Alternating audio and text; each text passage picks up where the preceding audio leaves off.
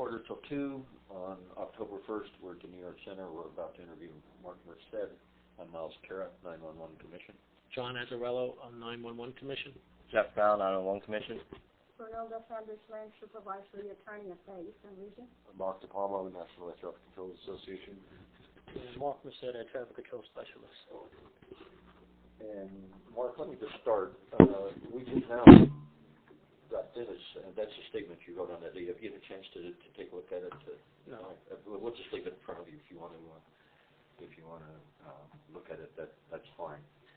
What we'd like to do is to have you at first just tell us when you first joined FAA, the positions you've held, the training you've had, and leading up to 911. Let's see, my EOD is February 15th, 1991. I've been here in New York Center the whole time, except for when I started. I was in Oklahoma for 3 months. At the academy. Right, the academy for the screen. And I was sent here. It was all on-the-job training the whole time. Been certified controller for 8 years now. So.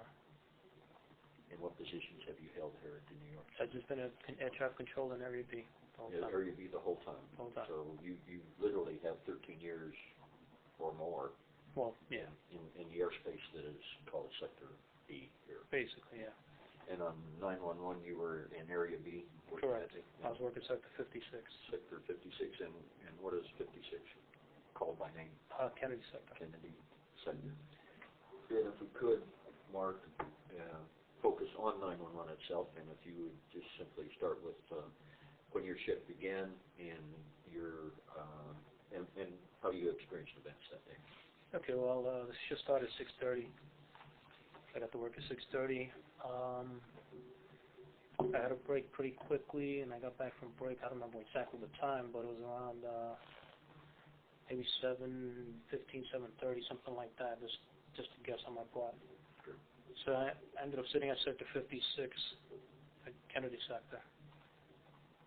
I was there for quite a while. You were the R position. I was in R because I was working by myself. I didn't have someone on my age. I was just working the radar by myself. The whole time I wasn't busy. Exactly what time I don't remember, but boss's son calls me up, and they point out a primary target, and the controller tells me from what I remember was, this is American 11. His last reported out to was flight level 290, and he's a possible hijack. We don't know what that aircraft is doing. Do you know what sector in Boston called you? Or Yeah, it was Kingston. Kingston sector called you? I believe it was Kingston. I'm assuming it was Kingston. Actually, I don't remember. And the controller that called you, you wouldn't know. It was just whoever was on position at that time. What do you mean? From Boston? Do you know the name of the person that called you? No, not at all. Okay. No, not at all. And He may probably give me his initials. I don't remember what they were. about what time did he call you? It had to be probably about 8:30, something like that. And that was the first awareness you had that there might be a problem of the Right. aircraft called American 11. American 11, right. So I called the aircraft radar contact because he was coming towards my airspace. So, and he was a primary target if we had no altitude on him. So from that point on, I got up and I made a physical point out to Dave Patigla, who was on Sector 42, because his airspace was right to the left of me. And we've got the map up here on the wall. The American was coming down this way like this. So same thing that I didn't know what the airplane was doing, and this is a possible hijack. I just made, just to be on the safe side, I pointed them out to Dave Patigla, who was working this sector. From that point, we tried to start a track on the primary targets to follow the track. That way we can, just follow the airplane instead of just watching a little dot moving on the screen. It's harder to watch that. I don't remember if we actually got the target, the track up, or to follow the target. But I basically followed him, and then, being that his last report out to was 29,000 feet, I had a Eagle flight that was going to Boston Center, to Boston Airport. I descended him to 31, and then I vectored him to fly right over the primary target, which was the American. And somewhere north of LaGuardia is when he flew over him, and Eagle flight reported not seeing anybody. And Eagle was at 31? He was at 31,000 feet. You brought him down to 31. Right. To take that look. Right, assuming that maybe the American was still at 29,000 feet. And he pretty much passed right over the target and didn't see him. And the Eagle was northbound, so he would have been looking ahead of him and down on Right. there. He didn't see anything. Okay. He didn't see anything. And then after that, what transpired? I got the Eagle flight back on course because I pretty much got him far off course from there. Now, seeing that the Eagle flight didn't see him, I had no idea what out to the American was at. So then I had I think it was a FedEx flight going to Bradley that I was going to try to do the same thing.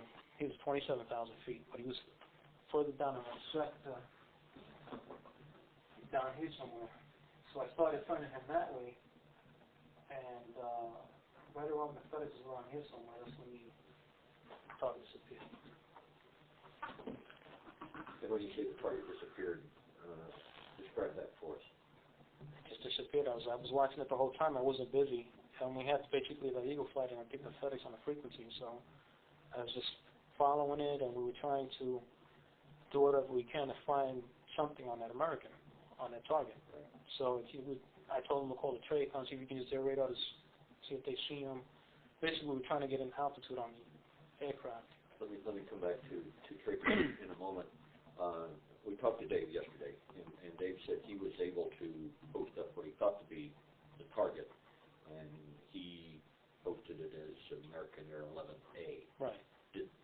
When he does that also show up in your We were working together because I told him what was going on, so we were like, even though we worked two different separate sectors, we were trying to handle this together, even though it was coming through my airspace. So he was helping me out with that, but I don't remember if the data block actually tracked the targets. I don't remember. I know we were trying to do it. You were visual to Dave. You were in the same. We were right next to each other. Right next to each other. Yeah. Position. You were right next to each other. Yeah. So you were aware of what he was doing. And he knew, he was aware of what I was doing. So. Before I forget, do you recall when he got an H position to try and help him? That was after the American disappeared. Yeah, after the American. Yeah, because he got pretty busy. He was busy, and just regular flow of traffic. And 55, which is where Chris Tucker was working, he was also pretty busy. So they were both pretty busy. And Tucker already had an H person because he was busy with the departures coming out. Let's move into the TRACON. At what time did you call the TRACON? No, I didn't call the TRACON. You didn't call the TRACON. Basically, I told them to do that. I told the CIC, which was Ivana Dawes, and I said, like, well, somebody call the TRACON, see if they can track them on a thing, because I was still trying to do what I can do from my scope. So I was playing with the settings. I put all my settings all the way down to the ground, not knowing what altitude was at. And I put all the filters on to see everything on the scope. And I couldn't see anything, basically. If you're exposed to the controller, how often would you change your settings so dramatically to go all the way to the ground? Have you ever done that before? Not at that sector. It's a high-altitude sector, so I don't normally need to do that. And you don't recall having ever done that in the past? Well, we've done that because we may have a VF4 check on that's real low and try to help them get a frequency or something like that. So for that, yeah, we'll do it. But in terms of commercial aircraft, No. en route traffic? No. And you were trained to do that? Your training allows you to take those extra steps? Well, training partly does that, but then you learn a lot of stuff on your own. So if you provided service in aircraft, you do as much as you can. You use what you know, use it, do what you can. What were your activities after the target disappeared? Okay. What you believe to be 11 disappeared? Okay, the American target disappeared, and basically I didn't know what to coordinate with Washington Center because that's the direction he was traveling, which would have been the coil sector. Somebody called this Washington Center and told him what was going on. That wasn't you, though. No, I didn't know what to tell them, so I didn't call. What were your expectations of 11 when you lost him as a primary? They said he went on the radar. People said he went on the radar, and we assumed he just kept flying. I had no idea it went down. Out of your coverage, perhaps, Right. and into Washington's coverage. Right. We assumed he went on the radar. What had gone to a lower altitude than under? Right, that our radar would have been picking it up. Did you have an indication from the scope presence that you were looking at that American 11 was maintaining altitude or slowing and descending? clues did you pick up? Basically nothing. I mean, just it was a primary target, and we really didn't get anything on speed. Basically, the only thing on speed is she was the distance between the target and the histories. But altitude, basically, I saw him turn because he did make a slight turn. If you look over here, you can probably pick it up on the left. Yeah, that's basically what he did. That slight turn to the Right. to That's the only thing I can southwest. tell as far as any movement that the aircraft did. And then you lost him. Just to clarify, when you say Washington Center, you talking about Herndon, the command center? No, Washington Center, ZDC. Oh, the actual center. Right. Yes, CDC, which would be the next. Right, so call that The Washington next en route center. Yeah, Right, the next okay. en route center. When did you learn first hear that something that impacted the World Trade Center, the North Tower? After the events with the United aircraft, and the United went down. And, About 1 or 2 minutes after that, target disappeared. and were you aware by sitting next to Dave what he was dealing with 175? Yeah. Yeah. And you were aware that he was following an unknown code, 3321. So the whole thing, yeah. And was there any doubt in your mind that it was 175 that hit the South Tower? Having watched it sitting next to Dave? When it happened,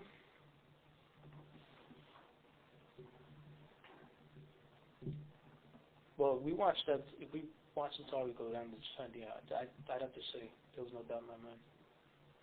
But it was after that you learned that something else had hit the North, had already impacted the North Tower. We knew, yeah, because Dave was working before they took over the United in his airspace. He said another plane said that the Trade Center is on fire. But that being on fire, did you equate that to a plane flying into it? No. We got reports, I think, from somewhere. We heard there was a small plane that went in there or something. But I had no idea it was American. When did you finally learn that it was American? It wasn't until I got home and saw the news around 5 o'clock.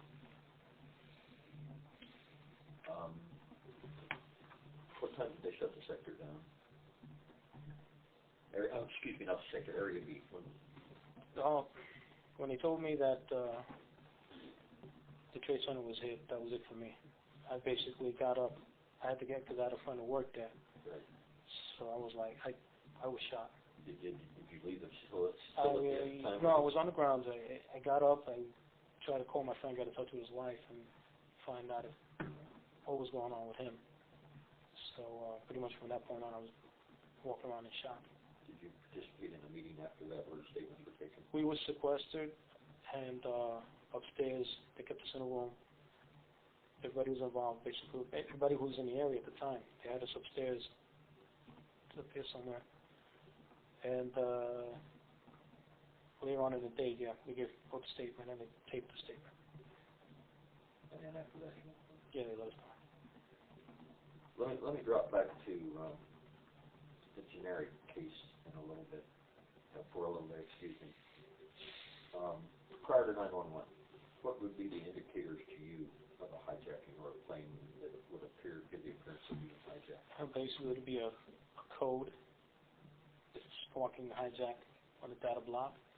The pilot may say a word.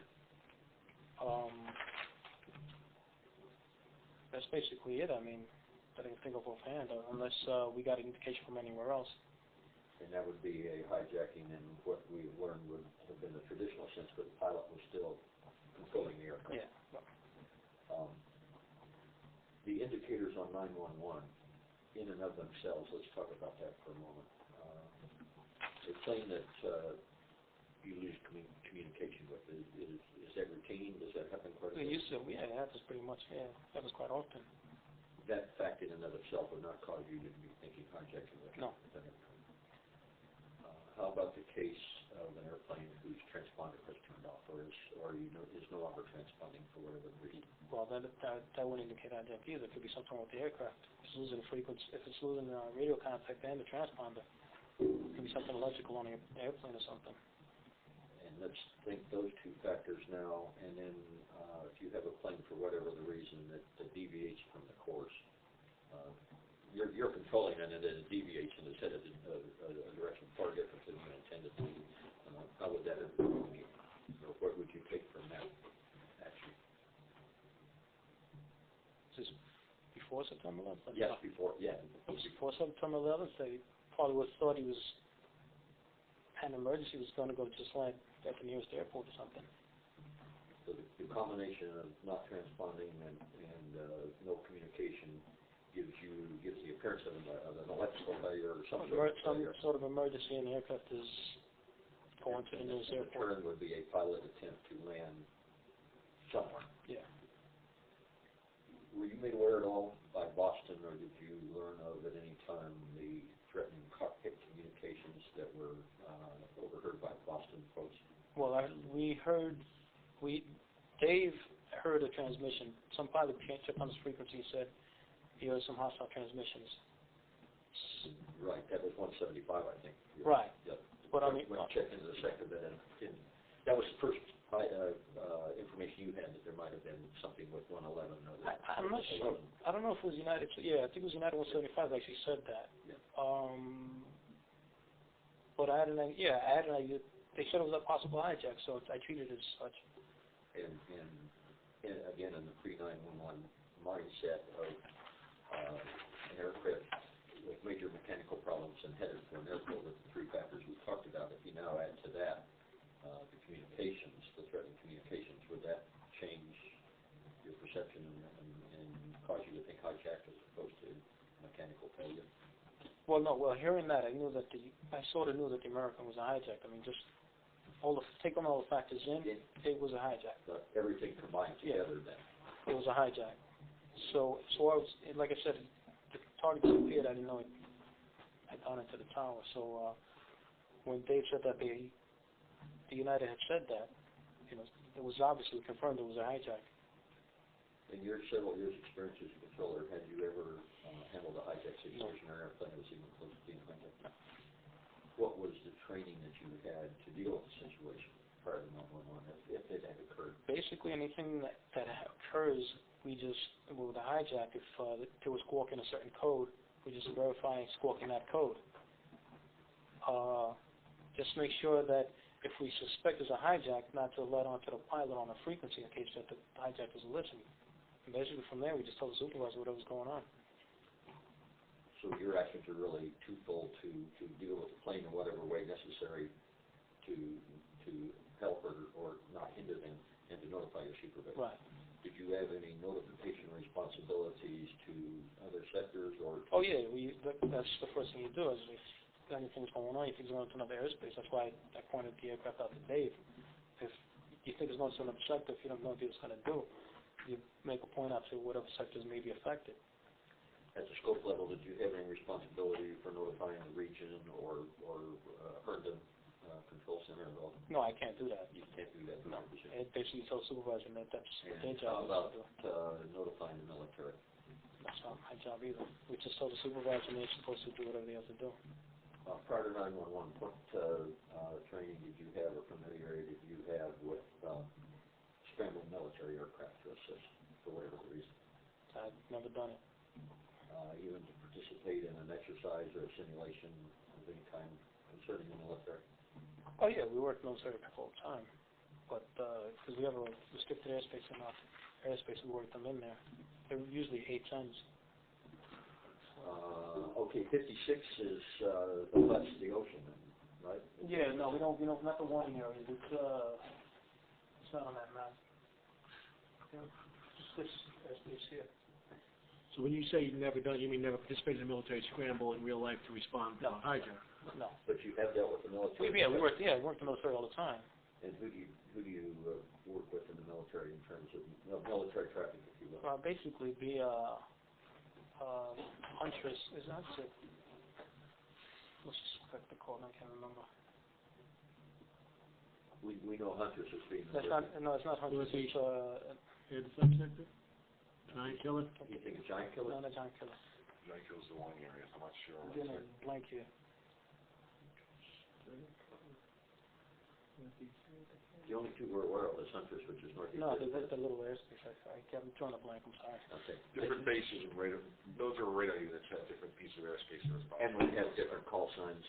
Yeah. It's a smaller piece of airspace. It's right there, and they're 14,000 feet and below. They work 810s in there, and some once in a while, it's F-16s or something like that. Pre-9/11 they did that. No, they always do that. It's training, Oh, okay. It's the same morning area today as it was. yeah, it's always been, we've always working airplanes in and out of there. Let me just, for a moment while we're on that point, was there any, how was the relationship between the FAA side and the military side in terms of the use of the airspace or any problems dealing with the airspace at all from your position? Not at all. I mean, sometimes they just spill out. I mean, we keep the airplanes as much far away from there as possible because they do spill out, even though they're supposed to stay a certain limit inside the boundary, but sometimes they spill out. So we just keep an eye out for that. So at the radar controller level, day-to-day activities, the military and the civilian trying to use the same airspace, that was manageable. Yeah. Is what I hear you We saying. do this all the time, yeah.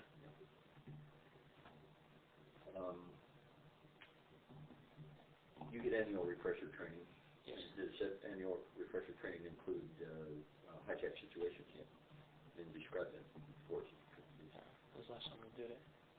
Basically, we go to the Dyson, and for the training. Go to Dyson, and it's simulated traffic. So they'll have somebody squawk hijack, and we just verify squawking 7500, and that's basically it. Hijacking in the traditional sense that you Right. described to me earlier. Right, where the pilot still has control of the aircraft, and And involving one aircraft. right. Has it ever entered your mind that someone might take over an airplane and use it for suicide purposes No. to crash an airplane? And in your training, that was never. No. Never in a million years I thought that would happen.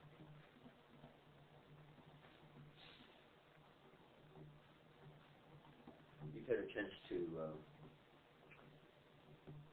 reflect, as we all have. I was a quarter mile from the Pentagon that day, and my desk visibly showed not the same kind of ultimate impact that you had that day, but we all shared it in some respects. In terms of recommendations for the future, how things went that day, how things might have gone better, or how things could go better in the future, do you have any thoughts at all that you would provide to us? I mean, the one change that we've had now post 911 is that if we do have a NORDO, the aircraft that loses frequency, we do whatever we can to get that aircraft back.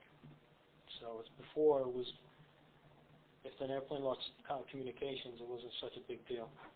And we would actually let the aircraft maybe get to the airport and just do whatever it has to do to get them to the airport. That's not the case anymore.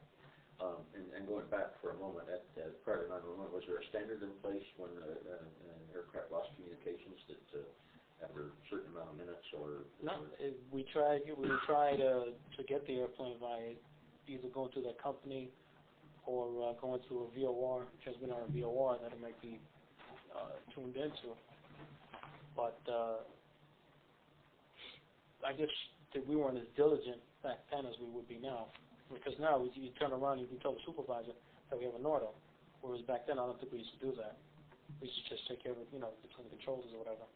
Tell the next guys no NORDO, and from there. In terms of calling the company, who would do that? Would you do that? No, you can actually ask another, like, if it's an American aircraft that's no communications, and you ask another American to go to his company. At the scope level, the controller we can do that. would do that through another company aircraft in the sky, but not to call the dispatcher. No, they can do that too. We do that now. That's your hope you can do that? Mm-hmm. I can't do it from on a position, but with the supervisor, they can make the phone call. Mark, if I can answer these two areas. Yeah. In your Dyson training, pre-9/11, do you recall ever being presented with an exercise where multiple hijackings occurred during the exercise? There were always single event hijacks. How about post 9/11 in yours? Same thing.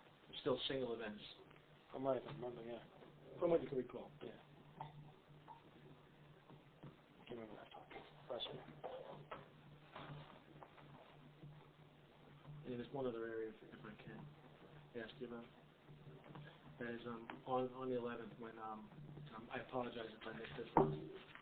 Taking notes here, Miles went over, and I apologize. Do you become aware at some point prior to the impact of 175 that there's been some impact into one of the trade centers from where you're sitting that day? Yeah, because one of the pilots said on Day Street, because they reported that the trade center's on fire. But I heard was it as a small airplane. I don't know where I heard it from. Somewhere you heard them I don't know if it was behind me. I know the chief was in the area. I don't know if somebody said it, but they said a small plane at the trade center. I don't know if it was a pilot on the frequency or whatever it was. And that was prior to the second hit. Right.